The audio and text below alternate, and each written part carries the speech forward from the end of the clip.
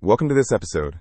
Today, we're diving into fermentation and biosynthesis, two foundational yet often underappreciated pillars in modern biotech platform development. Yeah, it's interesting because everyone gets excited about discovery, right? But the real challenge is how you take that discovery and turn it into something reproducible, scalable, and validated.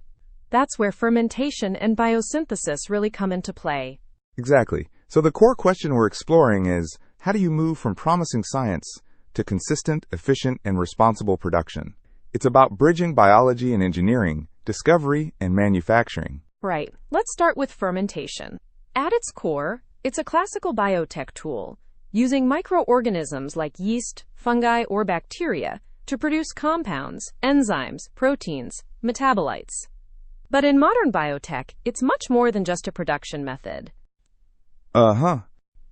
It's a strategic development approach. Fermentation supports scalable production with batch-to-batch consistency, engineering of biosynthetic pathways inside host organisms, and even lower waste manufacturing concepts. And don't forget controlled process conditions. That's key for reproducibility. Plus, fermentation integrates analytical quality testing directly into the process, which is crucial for validation. Yeah, and it also helps with future cost of goods planning, anticipating economic feasibility early on. So fermentation really connects platform innovation to manufacturing reality.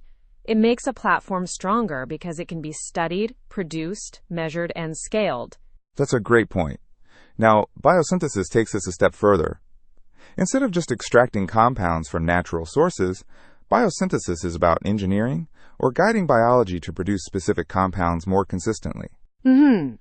And that's important because natural products often come with challenges: variability in supply and purity, difficulty scaling, waste, and complex supply chains. Exactly. Biosynthesis addresses these by enabling reliable, standardized production, controlled purity and potency, and reduced waste and supply chain variability. Plus, it demands rigorous analytical testing to confirm identity and consistency. These aren't just side issues. They're central to responsible platform development. Absolutely. So when we think about moving from discovery to scalable systems, there's a disciplined sequence of steps. Right. First, you identify the target compound, pathway, or biological function. Then you map the biosynthetic logic or production route. Next, you select or engineer an appropriate host system. Strain engineering is critical here. After that, you optimize fermentation conditions. And then you measure yield, purity, stability, and reproducibility. Followed by validating biological activity and safety profiles. Finally, you evaluate cost, scalability, and regulatory readiness. So fermentation isn't just a downstream step. It becomes part of the platform architecture, built with scale and validation in mind from the start. That integration is what makes the difference. And BII's portfolio really illustrates this well. Yeah, take neurophorol. Biosynthetic approaches there support cannabinoid analog production, precursor generation, and engineered pathways. Then there's Neural Reset and mycophorol, which involve fungal-inspired metabolites, multi-site conjugates, and engineered production of biologically relevant intermediates. Precision Peptides uses microbial fermentation for peptide production, enzymes, and screening workflows. And AgriShield X leverages fermentation for scalable access to bioactive compounds, encapsulation materials, and sustainable formulation inputs. Different applications, but the same strategic question. Can biology make the platform scalable, reproducible, and partner-ready? Speaking of partners, manufacturing strategy is something that often gets delayed in early-stage biotech, which is a big mistake. Yeah, waiting too long to think about manufacturing can create huge roadblocks later. So manufacturing strategy has to be part of early platform planning. That means asking the right questions early on. What's the most realistic production route? Chemical synthesis, biosynthesis, extraction, or a hybrid? What quality control methods are needed? Which impurities or byproducts must be monitored? What production scale is needed at research, pilot, and commercial phases? And importantly, which partners have the technical capabilities to support the next stage? These questions help avoid costly surprises and keep the platform development on track. And that ties directly into analytical validation, which is really the backbone of biosynthetic platforms.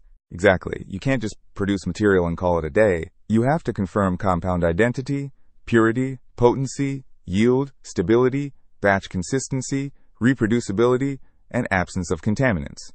Without that, production claims are incomplete. It's why BII's philosophy, mechanism first, validation always, is so critical.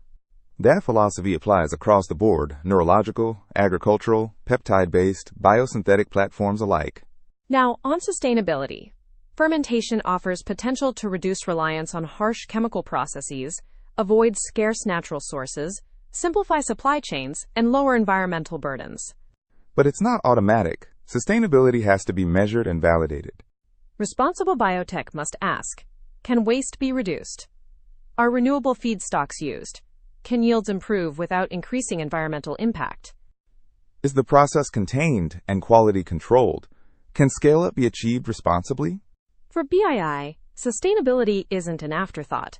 It's integral to how platforms are evaluated. And that brings us back to partnerships. Fermentation and biosynthesis require specialized expertise that early-stage companies often don't have in-house. Right. You need fermentation scientists, strain engineers, synthetic biology teams, analytical chemists, bioprocess engineers, CROs, CDMOs, university collaborators, regulatory advisors, and scale-up manufacturing partners. For BII, these partnerships aren't peripheral. They're core to transforming concepts into reproducible, scalable platforms. So, to wrap up, fermentation and biosynthesis aren't just about producing material. They're about building capability. Capability that lets platforms be studied reliably, validated rigorously, and scaled responsibly. This integration connects discovery, engineering, manufacturing, and impact. Innovation can't stop at invention. It has to become reproducible, testable, manufacturable, and responsibly validated. And at BII, fermentation and biosynthesis sit right at the center of serious platform development. Always asking, how do we build what comes next? Well said. Thanks for joining us in this deep dive. Yeah, thanks. Looking forward to the next one.